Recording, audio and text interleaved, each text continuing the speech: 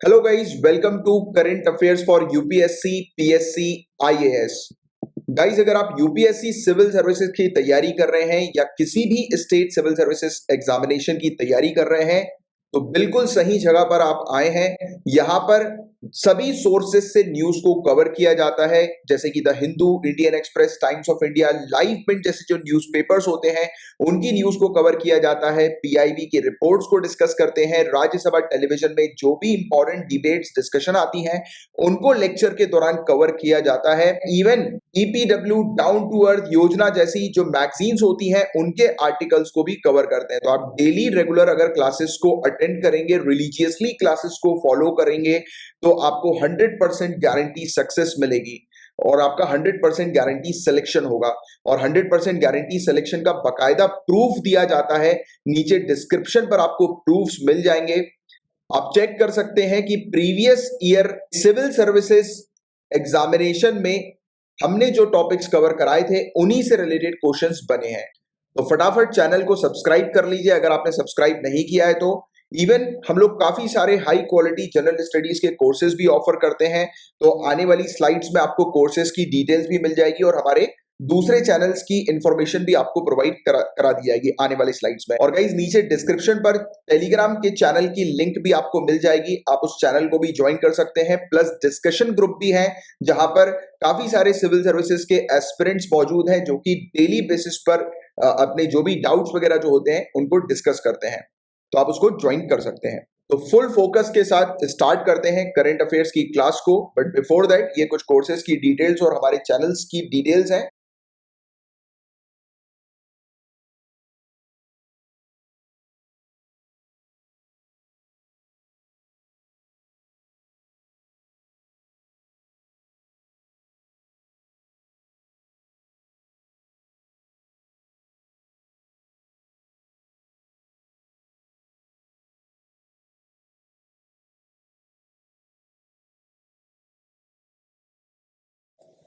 आने वाले कल के आईएएस आईपीएस ऑफिसर्स को मेरा नमस्कार। तो चलिए क्लास को शुरू करते हैं। सबसे पहले मैं आप लोग को बताना चाहूंगा कि आप में से जो भी स्टूडेंट्स यूपीएससी सिविल सर्विसेज में अपीयर हो रहे हैं 2021 के एग्जाम में या किसी भी स्टेट सिविल सर्विसेज पीसीएस में 2021 के एग्जाम में अपीयर हो रहे हैं, तो आपके लिए एक सीरीज शुरू की गई है करंट अफेयर्स के रिवीजन की। जनवरी 2020 से करंट अफेयर जो है वो कवर करवाया जा रहा है। पूरी डिटेल्स यहाँ पर लिखी हुई है, आपको कुछ नहीं करना है, सिंपली टीचमेंट करके एक एप्लीकेशन है जिसको आपको डाउनलोड करना है और क्लासरूम की आईडी मेरी ये है, इस आईडी को डालकर क्लासरूम को ज्वाइन कर लेना है। डेली बेसिस पर आपकी रिवीजन क्लासेस चल रही हैं, उसको अटेंड कीजिएगा। तो अपन पेपर 2 के टॉपिक से कवर कर रहे हैं, स्टार्ट कर रहे हैं। पेपर 1 से रिलेटेड आज कोई टॉपिक नहीं है। नेशनल क्राइसिस मैनेजमेंट कमेटी, नाम से ही समझ में आ जाना चाहिए ये एक ऐसी कमेटी है कि जो भी क्राइसिस आते हैं, जिस प्रकार की भी आपदा हमारी कंट्री के अंदर आती है, तो उसको मैनेज करने के लिए ये कमेटी हम लोग को देखने को मिलती है। बात यहां तक क्लियर है सभी को? तो जो चीज हमने नाम से समझी वही सेम चीज है कि हमारी कंट्री के अंदर जो भी नेचुरल कलामिटी आती है, किसी भी प्रकार की प्राकृतिक आपदा आती है, तो उस समय रिलीफ मेजर को इफेक्टिव तरीके से इंप्लीमेंट करने के लिए, मतलब कि राहत उपायों को इफेक्टिव तरीके से इंप्लीमेंट करने के लिए ये कमेटी जो है वो सरकार के द्वारा सेटअप की गई है, नेशनल क्राइसिस मैनेजमेंट कमेटी। इस कमेटी के चेयरमैन, कैबिनेट सेक्रेटरी हम लोग को देखने को मिल रहे हैं। इस कमेटी में और भी दूसरे सदस्य हैं, जैसे कि हम लोग को जो भी कंसर्न मिनिस्ट्रीज या डिपार्टमेंट्स या ऑर्गेनाइजेशन देखने को मिलेंगे तो उनके सेक्रेटरीज मौजूद होंगे इस कमेटी के मेंबर के तौर पर, राइट। ये कमेटी जो है वो डायरेक्शन देगी क्राइसिस मैनेजमेंट ग्रुप को कि किस प्रकार से जो है वो क्राइसिस को, नेचुरल कलामिटी को जो है वो मैनेज करना है, राइट। तो उसको लेकर ये कमेटी है। सिंपल सी चीज बस आप ध्यान में रखना। आप देखो, कभी कभी सिविल सर्विसेज के अंदर ऐसी चीज आ जाती है कि अभी हाल ही में डूम्सडे सर्फिंग ये टर्म अभी न्यूज में था, ये है क्या बताइए? तो ऐसे क्वेश्चन आ जाते हैं अक्सर। तो डूम्सडे सफरिंग जो होती है उसका मतलब होता है ये एक प्रकार की टेंडेंसी होती है जिसमें इंडिविजुअल सर्फ करते हैं या फिर स्क्रॉल करते हैं बैड न्यूज को। आज की डेट में हम लोग हर जगह देख रहे हैं कि नेगेटिव न्यूज है, राइट। और नेगेटिव न्यूज कंटिन्यूअसली देखने के बाद एक ना एक टाइम पर इंडिविजुअल जो है वो सर्च करने लगता है कि कोविड से कितनी मौतें हुई, शमशान की क्या हालत है। तो वो क्या कर रहा है, कंटिन्यूअसली जो है वो नेगेटिव न्यूज को सर्च करता जा रहा है, राइट। और फिर उस न्यूज के कारण सामने वाला व्यक्ति जो है वो डिप्रेसिंग मोड में चला जाता है या उदास हो जाता है, डिप्रेस हो जाता है ये सब चीजों को करते हुए, राइट, देखते हुए बार बार। तो ये चीज होती है डूम्सडे सर्फिंग, मतलब कि वेबसाइट की जो सर्फिंग होती है, न्यूज वगैरह की जो सर्फिंग होती है, तो सामने वाले व्यक्ति को सिर्फ नेगेटिव न्यूज जो है वो बार बार देखने की जो है वो ललाहक होने लगती है, वो बार बार नेगेटिव न्यूज देखे, राइट, वो कंटिन्यूसली वो डिप्रेस हो ही रहे हैं, नेगेटिव न्यूज देखकर और डिप्रेस होते हैं, और ये सीरीज जो है वो कंटिन्यू चलती रहती है। चिंता वाली बात यह है कि आज की डेट में काफी सारे लोग जो है वो इस प्रकार की बैड न्यूज कोविड-19 के समय पे जो रीड कर रहे हैं कंटिन्यूअसली, राइट, अपने आप को बिना रोके, राइट, इवन सैक्रिफाइस कर रहे हैं क्रूशियल स्लीप टाइम को भी और वर्किंग आवर को भी। आज की डेट में हम देख रहे हैं ना कि लोग बाग जो है वो रात रात तक, पूरी पूरी रात तक कुछ ना कुछ सर्च करते ही रहते हैं, तो अपनी जो स्लीप साइकिल है उसको लोगों ने खराब कर दिया है, और वर्किंग आवर को जो है वो इस प्रकार की न्यूज को सर्च करके या सर्फ करके वो अपने दिन को बर्बाद कर रहे हैं। तो ये वाली चीज है, इसको हम लोग डूम्सडे सर्फिंग कहते हैं। इसको आप, इस टर्म को आप कहीं पे लिख लो, मेंस में भी उपयोग कर देना, बट उपयोग जब करना तो एक्सप्लेन भी कर देना इसका मतलब क्या होता है।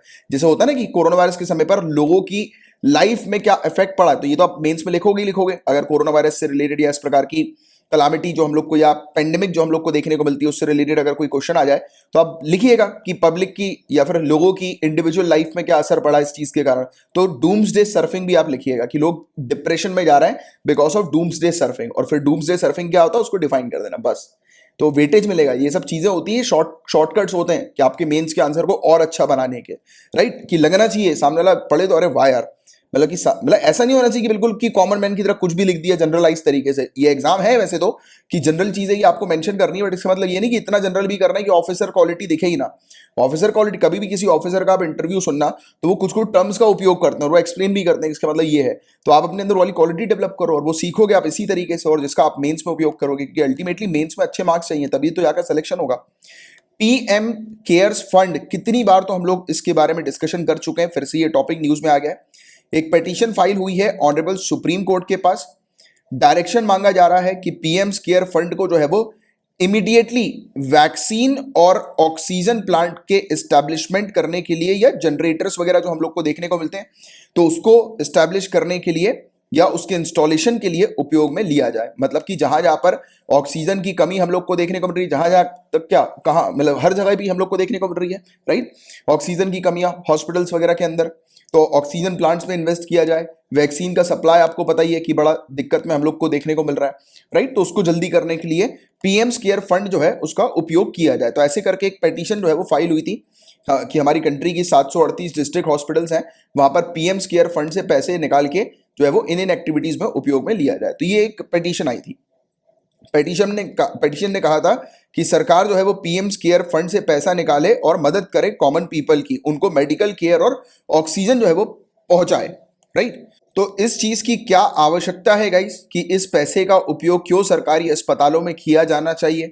तो देखो, सरकारी अस्पताल में हमें देखने को मिलता है कि बिना किसी पैसे के, बिना फीस दिए लोग बाग जो है वो इलाज करवाते हैं, और हर एक डिस्ट्रिक्ट के अंदर हम लोग को आम जनता के लिए सरकारी अस्पताल देखने को मिलते हैं। और जो भी पेशेंट जिन्हें वाकई में मेडिकल ऑक्सीजन की आवश्यकता है, जो मरीज जिन्हें बहुत ही जरूरी है, यानी कि सख्त जरूरत है चिकित्सीय ऑक्सीजन की, मेडिकल ऑक्सीजन की, जो कि एक basic life saving support system हम लोग को देखने को मिलता है, और उसकी कमी से लोगों की मौत ना हो, इसलिए बहुत ज्यादा जरूरी है कि सरकारी हॉस्पिटल्स में ये मेडिकल ऑक्सीजन और वेरियस हेल्थ केयर फैसिलिटीज जो है वो प्रोवाइड की जाए, और उसके लिए पीएम केयर फंड से पैसा जो है वो निकालकर इसमें उपयोग में लिया जाए।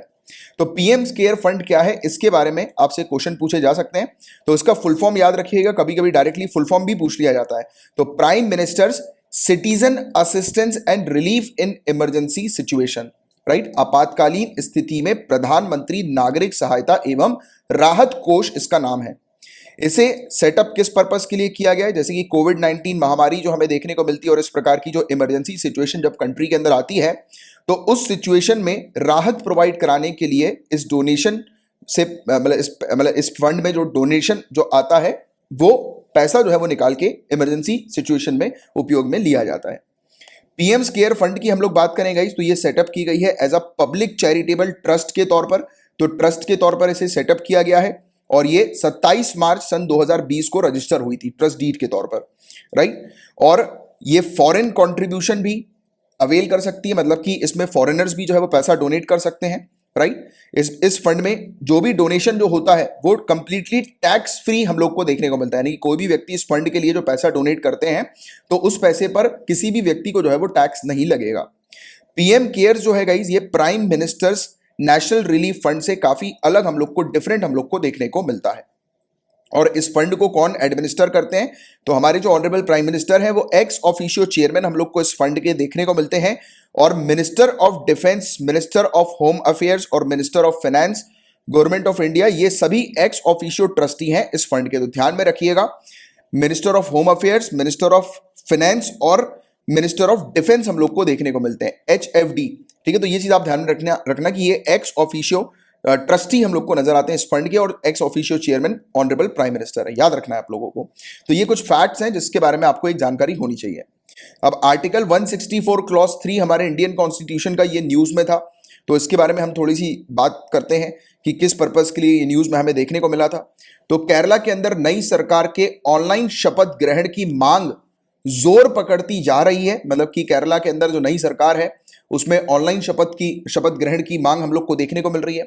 और इसके साथ ही न्यायविदों ने कहा है, न्यायविदों मतलब कि जो ज्यूरिस्ट हम लोग को देखने को मिलते हैं, उन्होंने कहा है कि ऑनलाइन माध्यम से सत्ता ग्रहण करने में सरकार के लिए कानूनी रूप से कोई बाधा नहीं है, कि कोई भी लीगल इन्फर्मिटी हम लोग को नहीं देखने को मिलती है कि सरकार जो है वो ऑनलाइन मोड के थ्रू जो है वो मतलब सत्ता ग्रहण कर सकती है, ऑनलाइन स्वेरिन जो है वो कर सकती है, राइट। तो ये होती है ना शपथ ग्रहण जो करती है सरकार। तो कॉन्स्टिट्यूशन जो है वो इस मामले में क्या कहता है, शपथ के मामले में, ओथ के मामले में जो है वो क्या कहता है। तो आर्टिकल 163 क्लॉज 3 जो हमारे इंडियन कॉन्स्टिट्यूशन का है, उसका कहना यह है कि before a minister enters upon his office, जब भी कोई मिनिस्टर अपने ऑफिस में कदम रखते हैं, राइट, तो गवर्नर जो होते हैं उस पर्टिकुलर स्टेट के, वो बेसिकली उन्हें ओथ दिलवाते हैं उस ऑफिस की। तो याद रखिएगा, स्टेट के अंदर मिनिस्टर को कौन ओथ दिलवाता है, तो गवर्नर। और पार्लियामेंट की अगर हम लोग बात करें, यूनियन लेवल की बात करें, तो हमारे ऑनरेबल प्रेसिडेंट मिनिस्टर को ओथ दिलवाते हैं, राइट। तो यह चीज आप लोग को पता होनी चाहिए, राइट। और अगर इस प्रकार की ओथ टेकिंग सेरेमनी जो है अगर वो ऑनलाइन कंडक्ट की जानी है तो वो की जा सकती है। हमारे कॉन्स्टिट्यूशन में ये मेंशन नहीं है कि सिर्फ फिजिकल मोड पर ही जो है वो शपथ ग्रहण की जा सकती है, मतलब कि ऐसा कोई मैंडेटरी नहीं है कि फिजिकली शपथ ग्रहण की जा सकती है। तो ऑनलाइन माध्यम से भी शपथ ग्रहण आयोजन पर कोई प्रतिबंध नहीं है, मतलब कि किया जा सकता है। तो अगर क्वेश्चन आता है कि ऑनलाइन जो है वो ओथ टेकिंग सेरेमनी नहीं हो सकती, तो वो स्टेटमेंट गलत होगा, क्योंकि केरला के अंदर ये चीज आई है, हम लोग को देखने को मिली है, और इस पर जो है वो ज्यूरिस्ट ने भी बिल्कुल हरी झंडी दे दी है कि हाँ जो है वो की जा सकती है। कॉन्स्टिट्यूशन में कोई भी किसी प्रकार का बार हम लोग को नहीं देखने को मिलता इस मुद्दे से रिलेटेड। आवश्यकता की बात करें गाइस, तो काफी सारे ऑर्गेनाइजेशन, जिसमें हम लोग को इंडियन मेडिकल एसोसिएशन भी देखने को मिलता है, ये भी फेवर कर रहा है ऑनलाइन मोड के बारे में, क्योंकि आज की डेट में कोरोना वायरस जो है वो काफी तेजी से फैलता जा रहा है, तो इसलिए ऑनलाइन ही अगर इवेंट्स कंडक्ट किए जाएं तो वो ज्यादा बेटर रहेगा, राइट। जिससे कि मतलब वायरस के स्प्रेड होने का खतरा जो है वो ना हो जाएगा, कि इवेंट ही नहीं होगा, मतलब लोग बाग उस इवेंट में मौजूद नहीं होंगे फिजिकल फॉर्म में, तो ऑब्वियस बात है कि कहां से फिर कोरोना वायरस स्प्रेड होगा, राइट। तो होगा ही नहीं किसी भी प्रकार से। तो ये एक अच्छा जो है वो माना जाता है कि ऑनलाइन जो है वो इवेंट जो है वो कंडक्ट किए जाए तो वो बेटर है। और हमारे जो निर्माता थे संविधान के, जिन लोगों ने कॉन्स्टिट्यूशन को बनाया था, कॉन्स्टिट्यूशन मेकर्स जो थे हमारे, तो उन्होंने ऑनलाइन दुनिया के आगमन की कल्पना नहीं की थी, और इसलिए संविधान में मंत्रियों के पद ग्रहण करने के तरीके के बारे में कोई उल्लेख नहीं किया गया था। तो ये वाली भी पॉइंट आप लोग को पता होनी चाहिए, अपने मेंस में इसका उपयोग कर सकते हैं आप लोग, ठीक है। अब बात करेंगे हम लोग पेपर 3 के टॉपिक्स की। पेपर 2 से रिलेटेड इतने ही टॉपिक्स थे। अब डिस्कस करेंगे सब डॉल्यूसेप्स नीलगिरिएंसिस। तो देखो ये एक हम लोग को छिपकली की नई प्रजाति देखने को मिल रही है, जो कि कोयंबतूर में अभी रिसेंटली डिस्कवर हुई है। तो ये क्वेश्चन कभी कभी ऐसा आ सकता है कि ये फलाना आपसे वर्ड जो है वो लिखा रहेगा, पूछा जाएगा कि ये क्या है, तो आपको ध्यान में रखना है कि लिजर्ड क्लास की एक नई प्रजाति हम लोग को स्किंक देखने को मिल रही है, राइट। नई प्रजाति है ये एशियन ग्रेसाइल स्किंक, जो कि अभी डिस्कवर हुई है अनाईकट्टी हिल्स में, जो कि कोयंबतूर में है। तो ये भी चीज पूछी जा सकती है कि अनाईकट्टी हिल्स कहां पर है, ये पहाड़ी कहां पर है, तो कोयंबतूर आपको ध्यान में रखना है, राइट। और ये जो प्रजाति है गाइज, ये अभी तक तीसरी स्किंक प्रजाति हम लोग को देखने को मिल रही है, जो कि इंडिया के अंदर पिछले मिलीनियम में डिस्कवर की गई थी। ये रेप्टाइल की जो बॉडी है, ये हम लोग को स्लेंडर बॉडी इसकी हम लोग को देखने को मिलती है, स्लेंडर बॉडी, राइट। और सैंडी ब्राउन कलर की हम लोग को देखने को मिलती है, रेतीले भूरे रंग की है ये, और काफी मतलब पतली बॉडी इसकी है, जस्ट मात्र 7 सेंटीमीटर की इसकी बॉडी, आप फोटो देखकर ही पहचान गए होंगे, हम लोग को देखने को मिलती है, राइट। और इसकी एक खास बात और यह है कि इसके हाथ पैर दिखाई नहीं देते हैं, इसलिए एक बार कोई इसे देखकर डर जाएगा कि अरे सांप आ गया, राइट। एक बार देखो आप, अगर इसके छोटे छोटे हाथ पैर अगर ऐसी हल्की सी छुपी रहे, कहीं पर से मुंडी दिखे इसकी, तो इंसान डर जाएगा कि अरे बाप रे सांप आ गया। वैसे वैसे डर तो मुझे भी बहुत लगता है, मुझे तो छिपकली से डर लगता है यार, सांप तो दूर की बात है, मैं वाकई में छिपकली से डर जाता हूँ। कभी कभी छिपकली आ जाती है तो मैं दूर ही रहता हूँ, डिस्टेंस से देखते रहता हूँ, भाई मेरे पास नहीं आनी चाहिए। और ज्यादातर ऐसी स्किन की जो प्रजाति हम लोग को देखने को मिलती है, तो ये दिनचर होती हैं, ये डायरोनल हम लोग को देखने को मिलती है, और नॉन वेनेमस होती है, जहरीली नहीं होती, और दिन में घूमती है, ये रात में सोती हैं। तो ये खाते हैं मतलब बहुत छोटे छोटे से कीड़े वगैरह, राइट, छोटी छोटी सी मकड़ियां वगैरह, राइट, और दीमक वगैरह, तो ये खाते हैं स्किंक्स, यानी कि ये छिपकली ये सब चीजें खाती है। और आज की डेट में ये जो प्रजाति है गाइज, ये वल्नरेबल के तौर पर क्लासिफाई की गई है, असुरक्षित के तौर पर इसको क्लासिफाई किया गया है। तो ये पॉइंट आपको थोड़ा सा ध्यान में रखना है। अब गाइज आपसे क्वेश्चन पूछा जा सकता है कि विंचकॉम्ब क्या है, विंचकॉम्ब। तो आपको ध्यान में रखना है कि विंचकॉम्ब एक मिटेरॉइड है, राइट, मिटियोरॉइड हम लोग को विंचकॉम्ब देखने को मिल रहा है, यानी कि स्पेस से ये गिरा है धरती पर, राइट। और फरवरी 2021 में यूके के अंदर हम लोग को ग्लॉशरीन नाम की एक जगह देखने को मिलती है, वहां पर ये विंचकॉम्ब नाम का मिटेरॉइड जो है वो गिरा है, राइट, धरती के सरफेस पर ये टकराया है, गिरा है।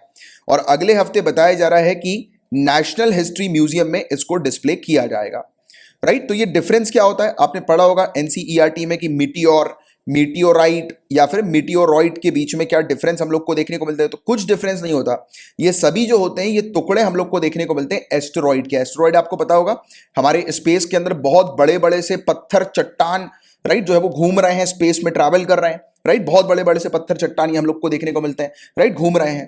तो जो हम लोग को मीटियोरॉइड देखने को मिलता है वो बेसिकली स्पेस में घूमने वाला ऑब्जेक्ट होता है, ये एस्टेरॉइड का एक छोटा टुकड़ा होता है, राइट। ये इतना मतलब डस्ट के समान भी हो सकता है, राइट, यानी कि जितनी धूल मिट्टी होती है ना उस समान भी हो सकता है, और एक छोटे से एस्टेरॉइड के समान हम लोग को देखने को मिलता है। तो ये एस्टेरॉइड के टुकड़े होते हैं। तो मीटियोरॉइड क्या होता है, ध्यान में रखना चीजों को, ये पूरी सीरीज की चीजें हैं जिसको आपको समझनी है। तो पहले आता है मीटियोरॉइड, ROIDS, मीटियोरॉइड्स पहले आते हैं, ठीक है। ये कौन से, ये क्या होते हैं, टुकड़े होते हैं, किसके टुकड़े होते हैं, मीटियोरॉइड, एस्टेरॉइड के टुकड़े होते हैं, ठीक है। अब मीटियोरॉइड जब धरती के एटमॉस्फेयर में टच करते हैं, हमारी धरती है उसके एटमॉस्फेयर के अंदर जैसे ही एंटर करते हैं तो इन्हें हम लोग मीटियोर कहते हैं। आपने मीटियोर शावर सुना होगा, टूटता हुआ तारा, राइट, कुछ कुछ होता है, पिक्चर देखी होगी शाहरुख खान की, टूटते हुए तारे पे विश मांगते हैं तो कुछ नहीं होता, ये मीटियोरॉइड्स, ये मीटियोर हम लोग को देखने को मिलता है, राइट। धरती के एटमॉस्फेयर पर जब आते हैं ये तो बर्न करते हैं तो ऐसा लगता है कि टूटता तारा है, राइट। बट अगर मीटियोरॉइड धरती के एटमॉस्फेयर में आकर धरती पर गिर जाता है नीचे तो उसे हम लोग मीटियोराइट कहते हैं। तो ये चीज एक ही है, इसके नाम थोड़े से अलग अलग हैं। एक बार रिपीट कर देते हैं। सबसे पहले तो एस्टेरॉइड, ध्यान में रखना, एस्टेरॉइड यानी कि वो पत्थर चट्टान जो घूम रहे हैं स्पेस में, उनका टुकड़ा टूटा एक, ठीक है, एक उनका टुकड़ा है, राइट, किसका, पत्थर चट्टान का हमें देखने को मिल रहा है कि एक टुकड़ा हम लोग को देखने को मिला, ठीक है। ये टुकड़ा जो है वो टूटा, ये धरती के एटमॉस्फेयर में एंटर किया। तो जब ये टुकड़ा टूटा है तो उसको मीटियोरॉइड हम लोग कहते हैं, धरती के एटमॉस्फेयर में एंटर करेगा तो मीटियोर ये कहलाएगा, और जैसे ही धरती पर आकर गिर जाएगा धरती के सरफेस पर तो ये मीटियोराइट जो है वो कहलाएगा। तो ये आपको तीन चीज पता होनी चाहिए, सिंपल सी, क्योंकि ऐसी चीज जो है प्रीलिम्स में आ जाती है कई बार। अब देखिए एक रिपोर्ट को हम लोग डिस्कस करेंगे। बताया जा रहा है कि 10 सालों में 186 एलिफेंट्स की मौत हुई है रेल ट्रैक्स पर, रेल ट्रैक्स पर 186 एलिफेंट्स की मौत हुई है ट्रेन से टकराकर, राइट। तो ये इस पर एक रिपोर्ट हम लोग को देखने को मिल रही है। Ministry of environment, forest and climate change ने बताया है कि टोटल 186 एलिफेंट जो है उनकी मृत्यु हुई है ट्रेन से टकराकर 2009 से लेकर 2020-21 के पीरियड में, राइट। आसाम के अंदर सबसे ज्यादा मौतें हम लोग को देखने को मिली है इस प्रकार की, राइट, रेलवे ट्रैक्स पे 62, उसके बाद फिर वेस्ट बंगाल 57 मौतें, और फिर ओडिशा के अंदर 27 मौतें रिकॉर्ड की गई हैं, ठीक है। तो ये चीज आपको थोड़ी सी पता होनी चाहिए। सेटअप किया गया है एक परमानेंट कोऑर्डिनेशन कमिटी को, जो कि हम लोग को मिनिस्ट्री ऑफ रेलवेज और ministry of environment, forest and climate change के बीच में देखने को मिल रहा है। ये जो परमानेंट कोऑर्डिनेशन कमिटी है इसका काम यह होगा कि एलिफेंट्स की जो मृत्यु होती है ट्रेन एक्सीडेंट्स के कारण उसको प्रिवेंट करना, उसको रोकना। और यहां पर कहा गया कि वेजिटेशन जो है वो क्लियर करना है, राइट, रेलवे ट्रैक्स पर, जहां पर भी रेलवे ट्रैक्स हम लोग को देखने को मिलती है उसके आसपास के एरिया पर जितनी भी पेड़ पौधे जो हम लोग को नजर आ रहे हैं सबके सब कटवाओ, राइट।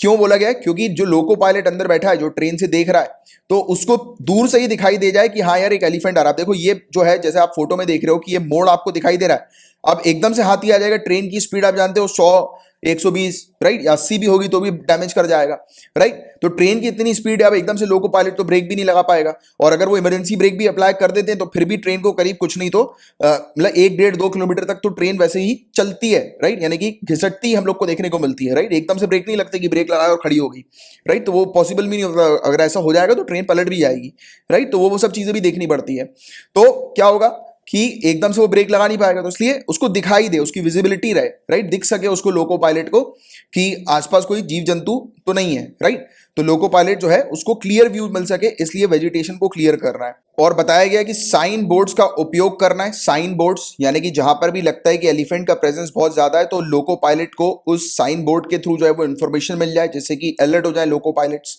और जो कई बार हम देखते हैं कि रेलवे ट्रैक जो है वो हल्के से उठे हुए रहते हैं, राइट, आपने देखा होगा कि ग्राउंड जो है उससे हल्के से ऊपर रहती है, गिट्टी बिछी रहती है और ऊपर हम लोग को थोड़े से देखने को मिलते हैं। तो इसको थोड़ा सा जो है वो मॉडरेट करना है, यानी कि कम, इतना ऊंचाई पे नहीं होना चाहिए, नहीं तो कई बार क्या होता है एलिफेंट्स वगैरह वहां पर फंस जाते हैं, तो ये भी एक बड़ा इशू हम लोग को देखने को मिलता है, राइट। अंडरपास या ओवरपास सेफ पैसेज एलिफेंट्स के लिए बनाना चाहिए, जैसे कि एलिफेंट्स वहां से जो है वो निकल जाए, राइट, जैसे कि वो कॉरिडोर हम लोग को देखने को मिलता है, एलिफेंट कॉरिडोर, जिसके बारे में हमने बात करी थी, राइट। तो इस प्रकार की व्यवस्था करनी चाहिए, पैसेज जो है वो क्रिएट करना है। और ट्रेन की स्पीड को रेगुलेट करना है, जहां पर भी लगे कि हाँ यार वो जो क्षेत्र है वहां पर मतलब बहुत ज्यादा एलिफेंट्स वगैरह आने की संभावना है, तो उस क्षेत्र पर ट्रेन की स्पीड जो है वो कम रहनी चाहिए, ज्यादा नहीं रहनी चाहिए। रेगुलर बेसिस पर पेट्रोलिंग करते रहना है, राइट, कि ऐसी जगह पर जहां पर खतरा हम लोग को इस प्रकार का देखने को मिलता है, तो जो स्टाफ है फॉरेस्ट डिपार्टमेंट के और वाइल्ड लाइफ वॉचर जो है वहां पर पेट्रोलिंग करें, राइट, वहां पर जो है वो आते जाते रहें, चेक करते रहें। और इको ब्रिजेस एक सोल्यूशन के तौर पर बताया जाता है। इको ब्रिज क्या होते हैं गाइस? तो ये बेसिकली वाइल्ड लाइफ कॉरिडोर्स के लिए हम लोग को देखने को मिलते हैं, एक प्रकार के वाइल्ड लाइफ कॉरिडोर्स ही होते हैं। इन्हें वाइल्ड लाइफ क्रॉसिंग जो है वो कहा जाता है, जो कि लिंक करती है वाइल्ड लाइफ हैबिटेट को, और जो दो बड़े लार्ज एरियाज होते हैं वाइल्ड लाइफ के हैबिटेट के, तो उनको कनेक्ट करती है। मतलब कि वही चीज मैंने आपको बताई कि जैसे कि बीच में जो ह्यूमंस हैं, ह्यूमंस ने क्या किया, ह्यूमन एक्टिविटीज हमें देखने को मिलती है, ह्यूमन रोड बना देते हैं, रेलवेज बना देते हैं, हाईवेज बना देते हैं, इंफ्रास्ट्रक्चर डेवलप कर देते हैं, राइट। जैसे कि रेलवेज के मामले में एक जंगल के बीच में हमने देखा कि रेलवे ट्रैक लगा दिया। अब जंगल का ये वाला हिस्सा है, ये भी तो मतलब एलिफेंट का हैबिटेट है, ये वाला भी एरिया पहले कनेक्टेड था, बट ह्यूमन ने जो है वो यहाँ पर कंस्ट्रक्शन कर दिया, जिसके कारण से सेपरेट हो गया। बट फिर तो इनको तो अपने हैबिटेट में जाना ही है, राइट। तो ये चीज कही गई है कि ये इनके दो हैबिटेट को कनेक्ट करने के लिए इको ब्रिजेस का उपयोग किया जा सकता है। और इको ब्रिजेस जो है वो बनाए जा सकते हैं किस चीज से? जैसे कि वहां पर आसपास जो वेजिटेशन है, पेड़ पौधे हैं, वनस्पति वगैरह हैं, उनकी मदद से बनाए जाते हैं इको ब्रिजेस, राइट। तो ये वाइल्ड लाइफ कनेक्टिविटी को एनहेंस करने का, बढ़ाने का काम करते हैं। तो ये वाली चीज है जिसके बारे में आपको एक आइडिया होना चाहिए। गाइस, एयर इंडिया ने शुरू कर दी है जियोलाइट कार्गो फ्लाइट सर्विस को। तो ये क्या है इसको हम लोग समझते हैं। तो पहली जियोलाइट कार्गो फ्लाइट सर्विस जो है वो शुरू हो गई है। इसमें जियोलाइट को इंपोर्ट किया जा रहा है पूरे दुनिया भर से मेडिकल ऑक्सीजन प्लांट्स के उपयोग के लिए। तो एक पॉइंट ध्यान में रखना, जियोलाइट जो है वो किस पर्पस के लिए उपयोग में लिया जाता है? तो मेडिकल ऑक्सीजन प्लांट्स में ऑक्सीजन को बनाने के पर्पस के लिए जियोलाइट का उपयोग किया जाता है। तो ये पॉइंट याद रखना। गवर्नमेंट ने अपॉइंट किया है डीआरडीओ को, defence research and development organisation को, एज अ चार्टीरर के तौर पर इस कंसाइनमेंट के। तो ये चीज भी आपको थोड़ी सी पता होनी चाहिए। और prime minister citizens assistance and relief in emergency situation, PM's care fund, इसके तहत डीआरडीओ ने मेडिकल ऑक्सीजन प्लांट सेटअप किए हैं। और जियोलाइट का जो उपयोग मेडिकल ऑक्सीजन प्लांट में किया जाता है वो किस प्रकार से किया जाता है? तो टेक्नोलॉजी कुछ इस प्रकार की डेवलप की है डीआरडीओ ने, जिसमें वो प्रेशर स्विंग एड्सॉर्प्शन प्रोसेस का उपयोग करते हैं। आपको याद होगा इस पर्टिकुलर टेक्नोलॉजी के बारे में मैंने आपको पहले पढ़ाया भी था, राइट, कि प्रेशर स्विंग एड्सॉर्प्शन प्रोसेस और मॉलिक्यूलर सीव जियोलाइट इन ऑक्सीजन जनरेशन। तो ऑक्सीजन को जनरेट करने के लिए इन प्रक्रियाओं का उपयोग किया जाता है डीआरडीओ के द्वारा, राइट, ऑक्सीजन को जनरेट करने के लिए। तो याद रखिएगा, जियोलाइट जो होता है वो एड्सॉर्बेंट मटेरियल के तौर पे उपयोग में लिया जाता है। तो देखो किस प्रकार से जियोलाइट का उपयोग होता है ये समझो आप। तो ऑक्सीजन कॉन्सेंट्रेटर जो होता है वो उपयोग करता है जियोलाइट का, जियोलाइट क्या करते हैं गाइस, ये एटमॉस्फेरिक नाइट्रोजन को एड्सॉर्ब करने का काम करते हैं। जितने भी एटमॉस्फेयर में जो ऑक्सीजन जो होते हैं उनको एड्सॉर्ब कर लेते हैं और उसके बाद नाइट्रोजन को जो है वो बाहर निकाला जाता है, राइट। और इसके बाद क्या होता है कि मरीजों के उपयोग में आने वाली ऑक्सीजन गैस शेष बच जाती है। एक एक स्टेप समझो। तो वायुमंडल नाइट्रोजन, जो एटमॉस्फेयर में जो नाइट्रोजन हमें देखने को मिलते हैं उसका अधिशोषण करने के लिए, राइट, यानी कि उसको एड्सॉर्ब करने के लिए जियोलाइट का उपयोग किया जाता है और फिर नाइट्रोजन को बाहर निकाला जाता है। और इस प्रोसेस के दौरान हम देखते हैं कि मरीजों के उपयोग में आने वाली ऑक्सीजन गैस बस बच जाती है, राइट। और हाई प्रेशर में जो सरफेस एरिया जियोलाइट का हमें देखने को मिलता है वो इंक्रीज हो जाता है और एड्सॉर्बिंग लार्ज क्वांटिटी ऑफ नाइट्रोजन की कैपेबिलिटी ये क्रिएट कर देता है। मतलब कि भारी मात्रा में नाइट्रोजन एटमॉस्फेयर से जो ये एड्सॉर्ब करता है और फिर उसके बाद नाइट्रोजन को वेंट आउट करते समय ये ऑक्सीजन जनरेट कर देता है, राइट, मेडिसिनल पर्पस के लिए, मेडिकल उपयोग के लिए।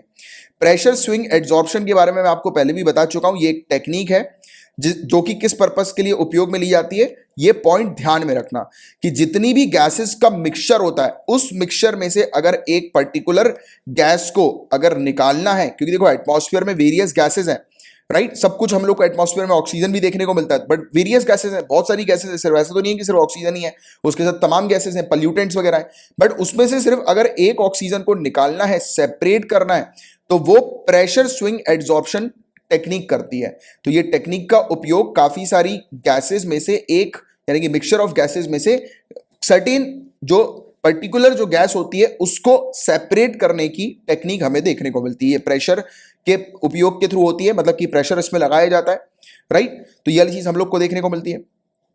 तो इससे होता है, बस आपको ये वाली चीज ध्यान में रखनी है कि किस प्रकार से मतलब इस टेक्नोलॉजी का उपयोग किस पर्पस के लिए किया जाता है। तो आज की डेट में इसका उपयोग जो है वो ऑक्सीजन बनाने के पर्पस के लिए किया जा रहा है, नाइट्रोजन के थ्रू, या फिर एटमॉस्फेरिक नाइट्रोजन, ये लिखना है, एटमॉस्फेरिक नाइट्रोजन के थ्रू जो है वो ऑक्सीजन, मेडिसिनल ऑक्सीजन जो है वो बनाने की प्रक्रिया हम लोग को इस प्रोसेस के थ्रू देखने को मिल रही है। और जितना टेम्परेचर जो एटमॉस्फेयर का होता है उतने ही टेम्परेचर में ये ऑपरेट कर लेती है। वैसे जनरल तौर पर हम देखते हैं कि इस प्रकार की जो प्रक्रिया होती है सेपरेशन की, उसमें क्रायोजेनिक डिस्टिलेशन होता है, बहुत ठंडी वाली प्रक्रिया हम लोग को देखने को मिलती है। जैसे कि आपको पता होगा कि क्रायोजेनिक हम लोग को कंटेनर्स भी देखने को मिलते हैं कि ऑक्सीजन जो होते हैं वो क्रायोजेनिक कंटेनर में रखे जाते हैं, वो कोल्ड उनको रखना पड़ता है, राइट, कोल्ड टेम्परेचर में, वो भी एक्सट्रीम कोल्ड टेम्परेचर में। बट यहां पर कुछ ऐसा नहीं है, यही चीज है इसकी जो कि इसको काफी अलग बनाती है, राइट। जैसे कि सप्लाई के दौरान भी जो आज की डेट में हमारे पास मतलब इसको कोई स्पेशल मतलब जो है वो क्रायोजेनिक कंटेनर की आवश्यकता नहीं होती सप्लाई करने के लिए भी। तो ये वाला पॉइंट भी आप लोग को थोड़ा सा ध्यान में रखना है। स्पेसिफिक एड्सॉर्बेंट मटेरियल इसके अंदर जो हम लोग को देखने को मिलते हैं जो कि मतलब एड्सॉर्ब करते हैं, मतलब इस प्रकार से सेपरेट करने का काम करते हैं एटमॉस्फेयर से नाइट्रोजन को, वो हम लोग को जियोलाइट्स देखने को मिलते हैं, एक्टिवेटेड कार्बन देखने को मिलते हैं, मॉलिक्यूलर सीव हम लोग को देखने को मिलते हैं और भी काफी सारे एड्सॉर्बेंट इस पे मटेरियल्स मौजूद होते हैं, राइट, जिनका उपयोग किया जाता है ट्रैप के तौर पर, मतलब गैस को जो है वो हाई प्रेशर में रोकने के तौर पर, राइट, और टारगेटेड गैस को जो है वो हाई प्रेशर में सेपरेट करने के लिए इसका उपयोग किया जाता है। और जिस भी टारगेटेड गैस का ग्रुप जो होता है उसे हाई प्रेशर पे ट्रैप करके एड्सॉर्ब कर दिया जाता है, राइट, ट्रैप किया जाता है। फिर उसके बाद उसको ट्रैप करने के बाद दूसरी जो गैसेस होती हैं उनको रिलीज कर दिया जाता है, राइट। तो यही वाली प्रोसेस हम लोग को देखने को मिलती है कि एक बार हाई प्रेशर के बाद फिर हम लोग को प्रेशर रिलीज करके जो दूसरी जो तमाम गैसेस हैं उनको रिलीज कर दिया जाता है और जो टारगेटेड गैस जो होती है उनको सेपरेट करके अलग कर दिया जाता है। तो ये चीज हम लोग को देखने को मिलती है। जियोलाइट के बारे में भी जान लो आप, जियोलाइट क्या होते हैं। तो ये माइक्रोपोरस हम लोग को देखने को मिलते हैं, 3D क्रिस्टलाइन सॉलिड हम लोग को एल्यूमिनियम सिलिकेट के देखने को मिलते हैं। जियोलाइट जो होते हैं उसमें स्मॉल ओपनिंग हम लोग को फिक्स साइज की देखने को मिलती है उसके अंदर, राइट, जिससे कि गैसेस वगैरह जो है वो पास हो सके, राइट। ये अलाउ करती है स्मॉल मॉलिक्यूल्स को पास करने के लिए, राइट, कि इजीली स्मॉल मॉलिक्यूल्स जो है वो उसमें से पास हो सकते हैं और लार्ज मॉलिक्यूल्स जो होते हैं उसमें से पास नहीं हो सकते हैं और इसीलिए इसे मॉलिक्यूलर सीव भी कहा जाता है। जैसे कि मॉलिक्यूल्स होते हैं बहुत सारे हम लोग को देखने को मिलते हैं, राइट, हर एक मैटर के अंदर मॉलिक्यूल्स ही हम लोग को नजर आते हैं कि नहीं। तो जो मॉलिक्यूल जो है लार्ज मॉलिक्यूल्स को ये रोक देती है और स्मॉल मॉलिक्यूल्स को पास होने देती है। तो मैंने आपको एक फिल्टर बताया था ना आसान भाषा में समझने के लिए कि ये फिल्टर के तौर पर इसका उपयोग किया जाता है, तो वही चीज है ये, राइट। और जियोलाइट जो है वो नेचुरली या फिर सिंथेसाइज करके भी बनाए जा सकते हैं, यानी कि मैन मेड भी हम लोग को देखने को मिल सकते हैं। प्रॉपर्टीज क्या हम लोग को जियोलाइट की देखने को मिलती है, तो काफी स्टेबल सॉलिड होता है ये अलग अलग एनवायरमेंटल कंडीशन में, राइट, ये सर्वाइव करता है। मेल्टिंग पॉइंट इन जियोलाइट का जो होता है वो बहुत ज्यादा होता है, 1000 डिग्री सेल्सियस इसका मेल्टिंग पॉइंट बताया जाता है। पानी में घुलता नहीं है, ना ही किसी इनऑर्गेनिक सॉल्वेंट में हम लोग को देखने को मिलता है कि घुलता नहीं है ये, राइट। और इसके अलावा ऑक्सीडेशन नहीं होता है इसका, मतलब कि एयर के प्रेजेंस में हवा में जो है वो घुल मिल नहीं जाता ये। और जियोलाइट जो है गाइज ये एल्यूमिना में रिच होता है, यानी कि इसके अंदर एल्यूमिना भरपूर होता है, इसी के कारण ये पोलर मॉलिक्यूल्स को अट्रैक्ट कर लेता है, राइट, जैसे कि पानी। और जियोलाइट जो होता है वो सिलिका में भी रिच होता है, जो कि नॉन पोलर मॉलिक्यूल्स को भी अट्रैक्ट करता है। तो ये वाली चीज भी आप लोग को थोड़ी सी पता होनी चाहिए। और देखो जियोलाइट से कोई भी एनवायरनमेंट को हार्मफुल अफेक्ट नहीं पहुंचता, मतलब कि एनवायरनमेंट जो है वो इसके कारण किसी भी तरीके से नुकसान नहीं पहुंचता एनवायरनमेंट को, क्योंकि ये नेचुरल ही बनता है, क्योंकि जितने भी मिनरल्स जो नेचुरली पाए जाते हैं उन्हीं से ये बनता है, राइट। और ये नॉन रिएक्टिव हम लोग को देखने को मिलता है, यानी कि किसी और दूसरे मिनरल से भी ये रिएक्ट नहीं करता, राइट। तो ये वाली चीज यहां पर बताई जा रही है। ऑल्दो स्किन के कांटेक्ट में आने से या फिर इसके इनहेलेशन से कार्सियोजेनिक इफेक्ट हो सकते हैं, यानी कि एक इंडिविजुअल को कैंसर के चांसेस हो सकते हैं अगर वो लगातार इसके मतलब उसकी स्किन में अगर लगातार हम लोग को देखने को मिले कि जियोलाइट जो है वो उसका अगर कांटेक्ट नजर आ रहा है या फिर इनहेलेशन अगर कर रहे हैं कोई जियोलाइट का, तो फिर थोड़ी दिक्कत आ सकती है, मतलब कैंसर होने की संभावनाएं हो सकती है। तो ये पॉइंट्स आपको थोड़े से पता होने चाहिए, ये पूरे पॉइंट्स, राइट, जो मैंने भी आपको बताया। अब गाइस चाइना के ज़ुरोंग रोवर की हम लोग चर्चा कर रहे हैं, राइट, तो इसको हम लोग डिस्कस करते हैं।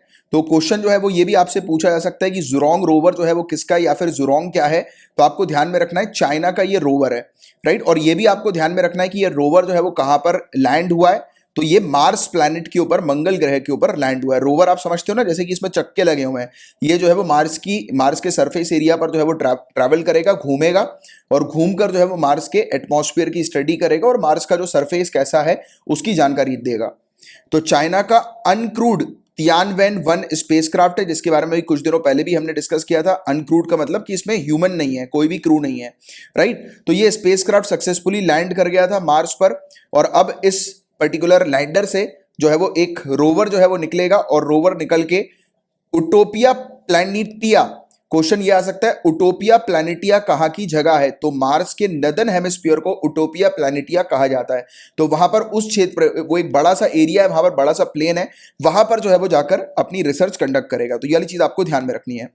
और चाइना जो है गाइस ये दूसरी कंट्री बन गई है पूरे दुनिया भर में रोवर को भेजने वाली, पहली कंट्री जो है वो यूएसए है।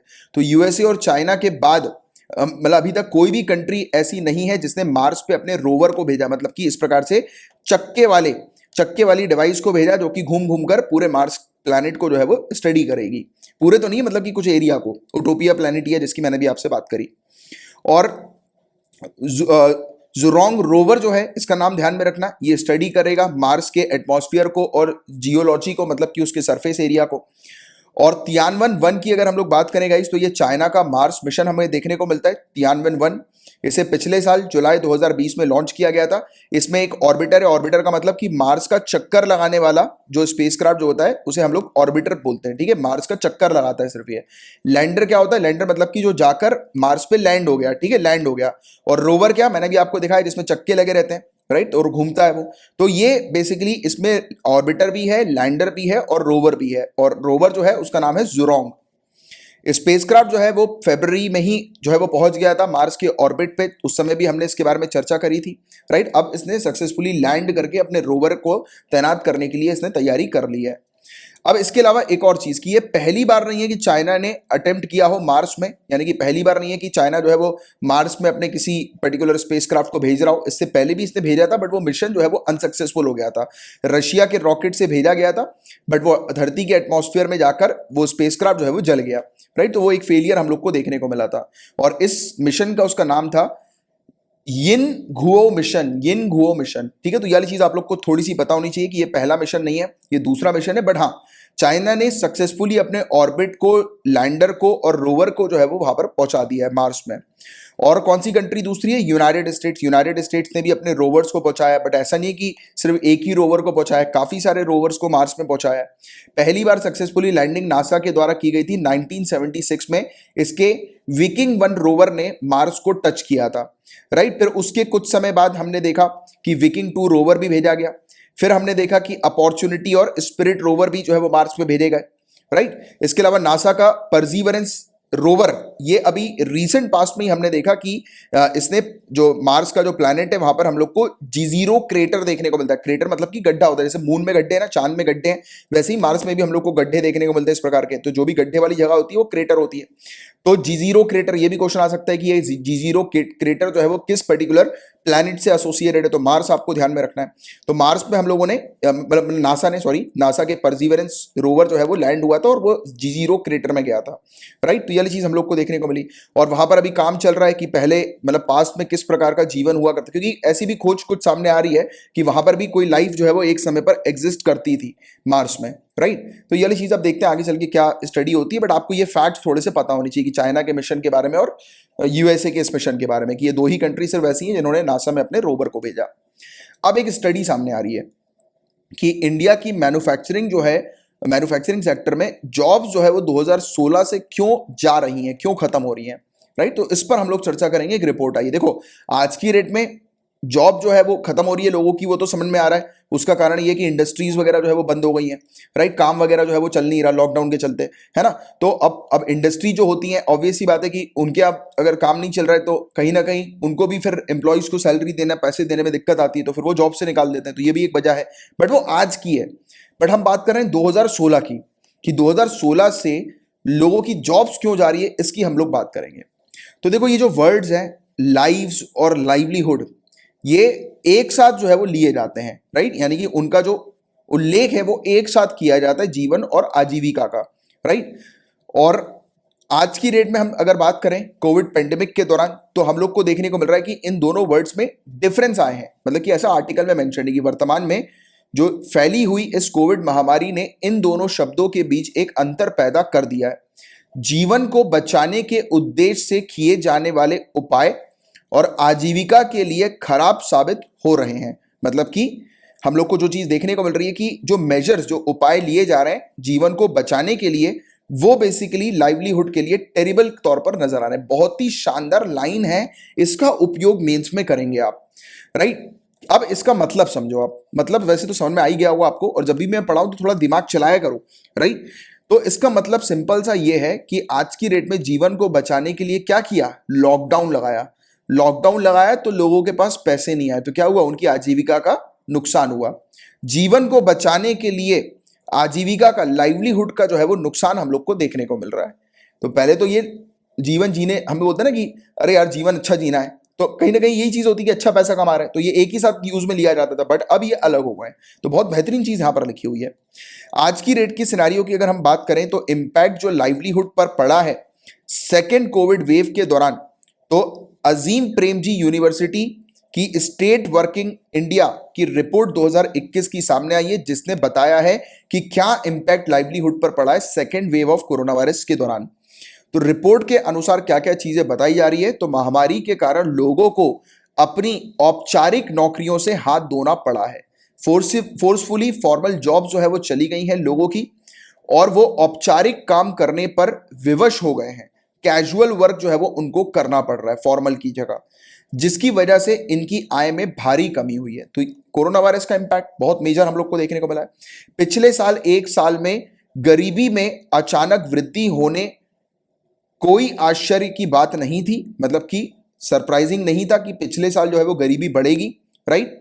महाराष्ट्र, केरला, तमिलनाडु, उत्तर प्रदेश और दिल्ली में असंगत रूप से सर्वाधिक नौकरियों का नुकसान हुआ है। तो डिस्प्रपोर्शनेटली जॉब्स का लॉस हम लोग को इन पर्टिकुलर जगहों पर देखने को मिला है, राइट। तो ये वाली बात यहां पर इस रिपोर्ट ने करी। और भी चीज की बात करी, और भारतीय अर्थव्यवस्था निगरानी केंद्र जो centre for monitoring Indian economy जो है, और आर्थिक आंकड़े एवं विश्लेषण केंद्र centre for economic data analysis जो है, इनकी रिपोर्ट भी एक साथ जो है वो लाई गई, राइट। संयुक्त रूप से तैयार की गई एक रिपोर्ट में क्या क्या चीजें बताई गई हैं। तो पिछले कुछ साल, अब ध्यान देना, पिछले कुछ साल से भारतीय अर्थव्यवस्था यहां तक कि बगैर कोविड के भी बदतर होती जा रही थी। आपको पता होगा अगर आप 2019 से न्यूज को फॉलो कर रहे हैं, तो इकोनॉमिक स्लोडाउन की बहुत न्यूज हमने कवर करी है, राइट। कई बार इकोनॉमिक स्लोडाउन के बारे में वेरियस आर्टिकल्स को पढ़ा है। जैसे कि अगर हम बात करें डीमोनेटाइजेशन, राइट, अगर हम बात करें जीएसटी, तो ये सब कुछ ऐसी चीजें हुई थी जिसके कारण भी रिकॉर्ड किया गया था कि एकदम से इकोनॉमिक डाउनफॉल देखने को मिला, राइट। और इकोनॉमिक स्लो डाउन तो ना ही सिर्फ इंडिया का इशू था, ऑल ओवर वर्ल्ड में हम लोग को इकोनॉमिक स्लो डाउन देखने को मिल ही रहा था, राइट। तो बगैर कोविड के भी बदतर होती जा रही थी अर्थव्यवस्था, वर्स होती जा रही थी इंडियन इकोनॉमी, मतलब बिना कोविड के भी। अर्थव्यवस्था के विनिर्माण क्षेत्र में कार्यरत लोगों की संख्या 51 मिलियन से घटकर मात्र 27 मिलियन हो गई। जो भी लोग मैन्युफैक्चरिंग सेक्टर में एम्प्लॉयड थे, तो वो पहले के समय पे 51 मिलियन थे और वो घटकर 27 मिलियन हो गए। मतलब आप कह सकते हो कि ऑलमोस्ट इस जगह पर 51 से 27, मतलब 4 सालों में 50% नौकरियां जो है वो यहां पर चली गई मैन्युफैक्चरिंग सेक्टर के अंदर। Beside number of people employed in agriculture is gone up. अब जितने लोग एग्रीकल्चर में थे और भी लोग इससे जुड़ गए एग्रीकल्चर सेक्टर से, right. Equally disheartening is that the employment in non financial services has fallen sharply. तो जो नॉन फाइनेंशियल सर्विसेज जो हम लोग को देखने को मिलती है, उसमें भी एम्प्लॉयमेंट जो है वो बहुत बुरी तरह से गिरी, राइट। उसमें भी तेज गिरावट रिकॉर्ड की गई। तो जॉब लॉस मैन्युफैक्चरिंग सेक्टर में क्यों देखने को मिली और क्यों इसमें आपको चिंता करने वाली बात है इकोनॉमी के लिए? तो देखो, इसको मैं इस तरीके से समझाऊंगा। अभी मैं आपको आर्टिकल के थ्रू समझाता नहीं हूं, आर्टिकल को अपन बाद में पढ़ेंगे। पहले मैं आपको एक अंडरस्टैंडिंग डेवलप करता हूं। एक कार है, ठीक है, एक कार है। कार मैंने बहुत खराब बना दी लगता है, राइट। पता नहीं कौन सी कार बना दी मैंने, बट ठीक है, ये कार है, ठीक है। चक्के भी बना देते हैं कि लगेगी कार है। अब आप मुझे बताओ, ये कार की जो मैन्युफैक्चरिंग होती है, राइट, तो इससे क्या सिर्फ कार मेकिंग इंडस्ट्री को ही फायदा होता है?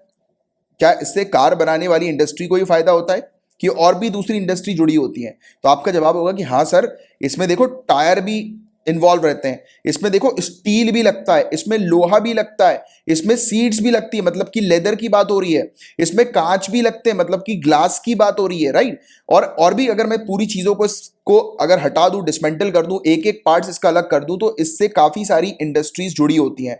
मतलब कि अगर हम ऑटोमोबाइल सेक्टर की बात करें या किसी भी मैन्युफैक्चरिंग सेक्टर की बात करें, तो उस सेक्टर से तमाम और दूसरी चीजें जुड़ी होती है। फर्स्ट पॉइंट, ठीक है। मतलब कि अगर वो सेक्टर, उस सेक्टर में रुकावट आएगी तो और भी बहुत सारे सेक्टर्स में उसका इक्वली इंपैक्ट पड़ेगा। मतलब कि कनेक्टिंग चीजें हमें देखने को मिल रही है।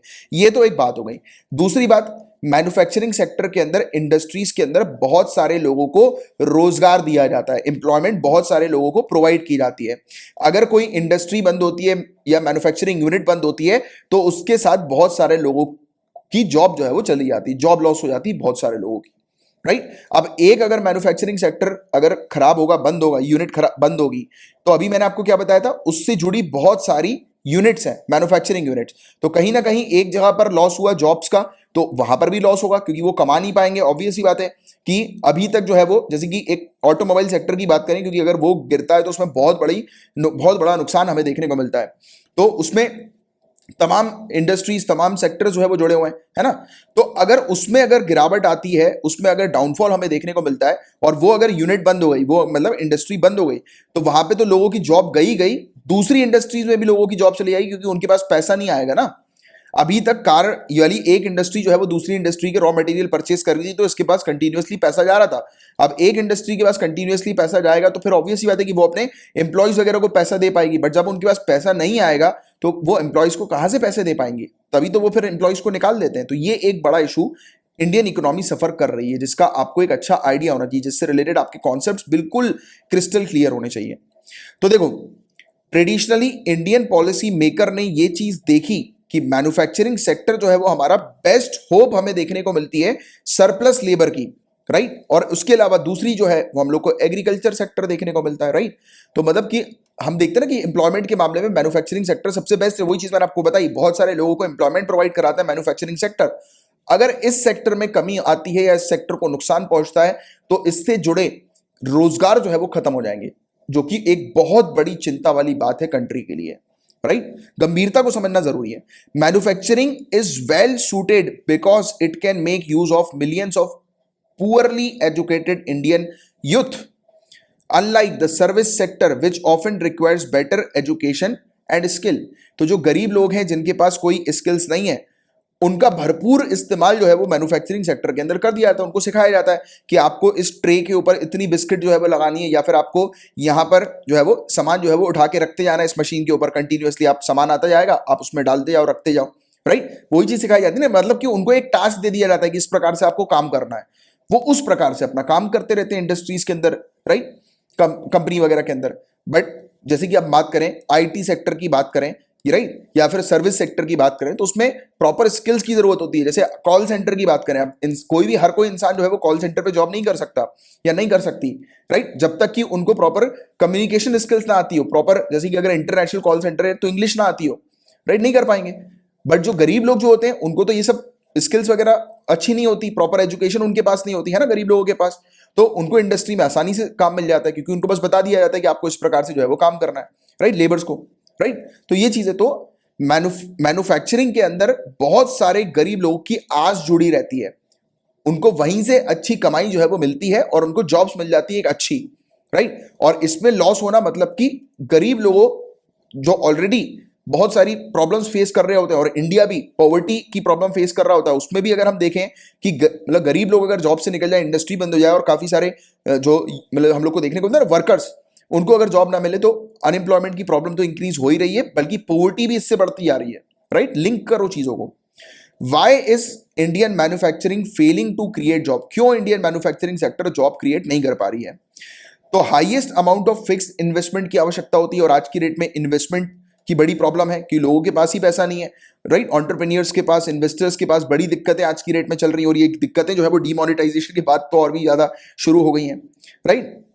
और what has traditionally made this truly risky is the highly extra active nature of Indian government, जैसे कि करप्शन, वीक सप्लाई।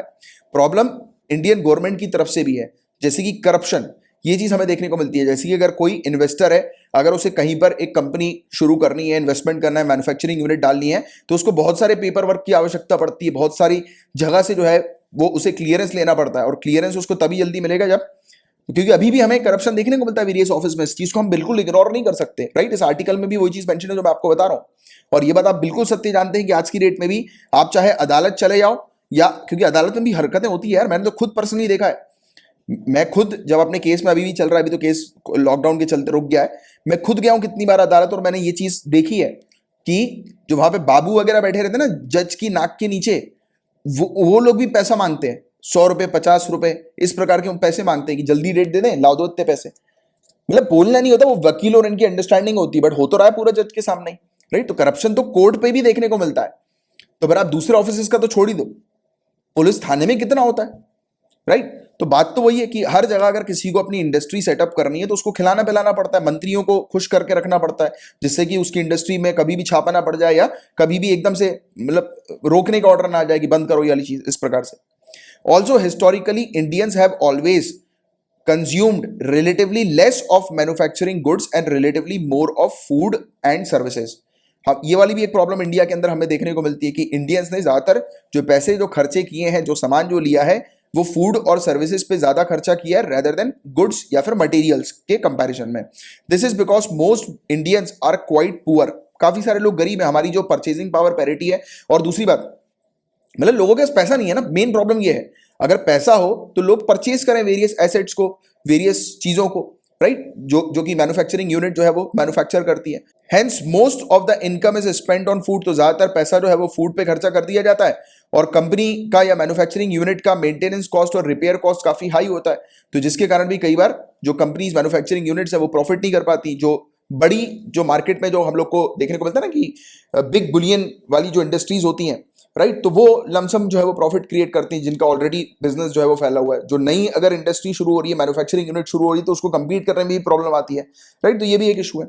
और कई बार इंडिया की पॉलिसी भी उसके लिए रिस्पॉन्सिबल होती है कि उनकी ग्रोथ जो है वो ज्यादा नहीं हो पाती। द रीजन बीइंग इज, कई बार जो है ऐसे पर्टिकुलर मैन्युफैक्चरिंग फर्म को स्मॉल स्केल इंडस्ट्रीज के तौर पर जो है वो डाल दिया जाता है, जो कि बहुत ज्यादा लेबर्स को जॉब प्रोवाइड कराता है। यानी कि ऐसी इंडस्ट्री जो बहुत मैसिव वर्कर्स को जॉब प्रोवाइड करा रही है, उसको आप अगर स्मॉल स्केल इंडस्ट्री की कैटेगरी में डाल दोगे तो उसके लिए लिमिटेशंस हो जाती हैं लोन्स को लेने की, राइट, क्रेडिट लेने की उसके ऊपर लिमिटेशन हो जाती है, और जब उसके ऊपर लिमिटेशन होगी तो उसके पास क्रेडिट का फ्लो जो होगा वो ओपन नहीं होगा, और जब क्रेडिट का फ्लो ओपन नहीं होगा तो फिर वो मार्केट में सर्वाइव नहीं कर पाएगा वो कंपनी। इस बात को भी आपको समझना जरूरी है। तो पॉलिसीज भी कुछ इस प्रकार की चेंज होनी चाहिए कि जो इंडस्ट्री, जो कंपनी अगर ज्यादा वर्कर्स को जॉब्स प्रोवाइड करा रही है तो उनको सरकार को इंसेंटिव भी देना चाहिए और उनके लिए क्रेडिट के फ्लो को ओपन करना चाहिए उनकी रिक्वायरमेंट के अकॉर्डिंग, राइट। तो ये वाली चीज है, तो वो हो नहीं पाता। और ऑब्वियसली बात है, कंपनी को अगर सर्वाइव करना है तो कंटिन्यूअस क्रेडिट की उसका जरूरत पड़ती है मैन्युफैक्चरिंग फर्म्स को, right. India did not push for integrating it's labour intensive manufacturing in global supply chain by aggressively following exports, right. तो इंडिया ने भी, भारत के द्वारा भी हमने देखा कि काफी सारी ऐसी यूनिट्स हम लोग को देखने को मिलती हैं जो कि जिसमें बहुत लेबर्स होते हैं और वो मैन्युफैक्चर करते हैं वेरियस प्रोडक्ट्स को, तो उनके प्रोडक्ट्स को एक्सपोर्ट जो है वो नहीं किया जाता, मतलब कि उनके प्रोडक्ट्स को बढ़ावा नहीं दिया जाता कि उनके प्रोडक्ट्स जो है वो एक्सपोर्ट हो, राइट, जिससे कि वो इंडस्ट्री, वो मैन्युफैक्चरिंग यूनिट और कमाई करे और वो और लेबर्स को अपने साथ जोड़ सके। तो ये वाली पॉलिसी हमने नहीं बनाई, राइट। इस प्रकार से सरकार ने सपोर्ट नहीं किया, तो वो भी एक वजह बताई जाती है। Instead the idea was to substitute imports in the name of self reliance. अब एक्सपोर्ट को बढ़ाने की जगह हमने क्या किया कि हमारी कंट्री के अंदर ही ये ऐसी जो लेबर इंसेंटिव यूनिट जो प्रोडक्ट्स मैन्युफैक्चर कर रही हैं उसको जो है वो डोमेस्टिक मार्केट में बेचो और क्या करो, सेल्फ रिलायंस बनाओ, मतलब कि आत्मनिर्भर बनाओ अपने आप को, राइट, कंट्री को। तो कंट्री तो आत्मनिर्भर बनेगी, दैट इज गुड, वो बुरी बात नहीं है, बट एक्सपोर्ट भी करना जरूरी है ना, जिससे कि उस मैन्युफैक्चरिंग यूनिट के पास पैसा है, पैसा रहेगा तब जाकर तो वो सर्वाइव करेगी, बंद नहीं होगी, है ना। तो ये वाली एक चीज है। तो इश्यूज जो हम लोग को देखने को मिलते हैं कि मेक इन इंडिया के जो प्लान हम लोग को देखने को मिल रहा है latest production linked incentive scheme के तहत, राइट, कि टारगेटेड मैन्युफैक्चरिंग या टारगेटेड प्रोडक्ट्स या प्रोड्यूसर जो हम लोग को देखने को मिलते हैं किसी एरिया के, तो उनको टारगेट किया जाता है कि वो एक फलाना प्रोडक्ट को जो है वो बनाए, ज्यादा से ज्यादा मैन्युफैक्चर करें। तो इंस्टेड ये चीज करने की कि वो जो मैन्युफैक्चरिंग यूनिट जो ज्यादा लेबर्स को अपने साथ रखती है तो उनको प्रमोट करना चाहिए, मतलब कि मैन्युफैक्चरिंग सेक्टर के अंदर ज्यादा से ज्यादा लेबर जहां पर हैं, राइट, जिस यूनिट में है, तो उनको और प्रोत्साहन देना चाहिए और उनको इंसेंटिव प्रोवाइड करना चाहिए, right. They are again aimed more at capital investment manufacturing not labour intensive one. तो इसमें भी यही है, प्रोडक्शन लिंक्ड इंसेंटिव में हमें क्या देखने को मिलता है कि सरकार जो है वो क्रेडिट फ्लो को ऑन करती है, बट वो ये नहीं देखती कि उस पर्टिकुलर एरिया पे क्रेडिट फ्लो को ऑन करना चाहिए जिस एरिया पे ज्यादा लेबर्स हैं, right. And moreover, India is reverting to protectionist approach aimed at self-reliance yet again in recent year. तो देखो, इंडिया जो है वो सेल्फ रिलायंट पर फोकस कर रही है, दैट इज नॉट बैड। हम लोग इसको ये नहीं कहेंगे कि हमें आत्मनिर्भर बनना है, तो वो गलत बात है, गलत बात बिल्कुल नहीं है, ठीक है। बट आत्मनिर्भर के साथ ही साथ हमें उन पर्टिकुलर इंडस्ट्री को इग्नोर नहीं करना है जो इंडस्ट्री ज्यादा मात्रा में वर्कर्स को जॉब्स प्रोवाइड करती है, बल्कि ऐसी इंडस्ट्रीज को तो और प्रमोट करना है जिससे कि अनएम्प्लॉयमेंट की प्रॉब्लम जो इतने सालों से आ रही है उसको हम लोग खत्म कर सकें, राइट। तो इंडिया जो है वो क्या फेस कर रही है, डबल वहमी फेस कर रही है, दोहरी मार जो है वो इंडिया झेल रही है। तो ये वाली चीज यहां पर बताई जा रही है, एक तो जॉब जो है वो क्रिएट नहीं कर पा रही, दूसरी बात पॉवर्टी, गरीबी हमें देखने को मिल रही है, अनएम्प्लॉयमेंट बहुत मैसिव लेवल पर हमें नजर आ रही है। और जो विनिर्माण और निर्माण क्षेत्र जो है, मैन्युफैक्चरिंग और कंस्ट्रक्शन सेक्टर जो है, इनमें नौकरियां पैदा होने की वजह इसमें कमी हो रही है। और ऐसा नहीं है कि सर्विस सेक्टर सेफ है, सर्विस सेक्टर में भी हम लोग को देखने को मिला कि कोविड-19 के कारण इसमें भी डिक्लाइन आया है, क्योंकि काफी सारी कंपनी जो हैं वो सर्वाइव वाकई में नहीं कर पा रही हैं, राइट। तो ये वाला भी एक इशू हम लोग को देखने को मिला। तो इस पर जो है वो काम करने की सख्त आवश्यकता है। आज की डेट में क्या करना चाहिए, तो भारत के अंदर, इंडिया के अंदर जो मैन्युफैक्चरिंग यूनिट्स है, मैन्युफैक्चरिंग सेक्टर जो हमें देखने को मिलता है, अभी भी नई नौकरियां पैदा करने और कृषि कार्य में लगे अतिरिक्त अकुशल श्रम बल की खपत करने के लिए भारत की सबसे अच्छी उम्मीद है। क्योंकि देखो, एग्रीकल्चर में भी हमें देखने को मिलता है कि जो एग्रीकल्चरल लेबर्स हैं वो एक्स्ट्रा हम लोग को देखने को मिलते हैं, राइट, एक्सेस में है, ज्यादा लोग हैं, यानी कि जैसे कि एक फार्म को जो है वो प्रॉपर तरीके से मैनेज करने के लिए मान के चलता हूं 5 लोग जो है वो प्रॉपरली एक फार्म को मैनेज कर सकते हैं, बट उसकी जगह 10 लोग लगे हुए हैं, राइट, जस्ट डबल हम लोग को लोड देखने को मिल रहा है। तो उससे क्या हो रहा है, रिसोर्सेज इक्वली डिस्ट्रीब्यूट नहीं हो पा रहे प्रॉपर तरीके से। तो यहां पर यही वाली बात बताई गई है कि जो अनस्किल्ड लेबर्स जो हम लोग को एग्रीकल्चर में देखने को मिलते हैं, तो वहां से, यानी कि एक्सेस अनस्किल्ड लेबर जो है, वहां से उनको शिफ्ट करके मैन्युफैक्चरिंग सेक्टर में जो है वो डाला जाए, जिससे कि प्रॉपर तरीके से जो है वो लेबर्स का उपयोग किया जा सके और मतलब रिसोर्सेज जो है वो प्रॉपर तरीके से डिस्ट्रीब्यूट हो सके, यानी कि एक सेक्टर के ऊपर बेजबरन का लोड ना आए, राइट, किसी प्रकार का। ऑब्वियस ही बात है ना कि अगर उस एरिया पर जरूरत ही नहीं है एडिशनल लोगों को काम करने की, तो उसकी वजह कहीं और जो है वो काम किया जाए, तो उससे और जो है वो पैसे जनरेट कर सकें, राइट, और प्रॉपर तरीके से जो है वो रिसोर्सेज वगैरह, पैसे वगैरह जो है वो डिस्ट्रीब्यूट हो सके प्रॉपर तरीके से। बात समझे आपकी? नहीं, ये वाली बात समझे कि नहीं, ये बताओ। देखो, एक फार्म है, उसमें 5 लोगों की आवश्यकता है, बट 8 लोग काम कर रहे हैं, मतलब कि 3 लोग एक्स्ट्रा काम कर रहे हैं। तो मतलब कहीं ना कहीं जो 5 लोगों में जो इनकम बटनी थी वो ज्यादा बटनी थी, अब वही इनकम अगर 8 लोगों में बटेगी तो वो कम बटेगी। तो उसकी जगह 5 लोग अच्छी भरपूर इनकम कमाए, और इसमें जो एडिशनल 3 लोग हैं वो कहीं और से इनकम कमाए, मतलब कि मैन्युफैक्चरिंग यूनिट में उनको डाल दिया जाए और वहां से वो इनकम कमाए। तो उससे क्या होगा कि एग्रीकल्चर सेक्टर में ये वाला जो लोड है इस प्रकार से कि रिसोर्सेज प्रॉपर तरीके से डिस्ट्रीब्यूट नहीं हो पा रहे हैं, वो रिड्यूस हो। इस कॉन्सेप्ट को समझना और इसको लिखना मेंस में, राइट। इसके लिए क्या आवश्यकता है? पॉलिसी मेकर को टारगेट करना पड़ेगा लेबर इंटेंसिव फर्म्स को, स्पेशली एमएसएमई को, जिसके बारे में मैंने आपको बताया था, और हेल्प करना पड़ेगा उन्हें किस तरीके से? इंफ्रास्ट्रक्चर के थ्रू, की उनके लिए बेटर इंफ्रास्ट्रक्चर क्रिएट करना होगा, रेगुलेटरी सपोर्ट को इजी बनाना होगा, पेपर वर्क कम करने होंगे, सपोर्ट करना पड़ेगा, चेक करना पड़ेगा कि किसी भी प्रकार का करप्शन ना हो, राइट टेपिज्म ना हो। रेड टेपिज्म समझते हो क्या होता है? मतलब कि एक टेबल पर एक फाइल गई, दूसरी टेबल पर दूसरी फाइल गई, तो हर टेबल पर हम लोग को करप्शन देखने को मिल रहा है, यानी कि हर लेवल पर करप्शन है, राइट। तो रेड टेपिज्म इस चीज को हम लोग कहते हैं। तो इन सब चीजों को जो है वो खत्म करना पड़ेगा, और मिलियंस नई जॉब जो है वो क्रिएट की जा सकती है इस तरीके से। तो ये वाली बात जो है वो बताई गई है, जिसके बारे में आपको पता होना चाहिए। और इसी के साथ अपना आज का लेक्चर खत्म होता है। पॉलिटी का कोर्स गाइज आपके लिए अवेलेबल है, डिटेल्स पूरी इसमें लिखी हुई हैं।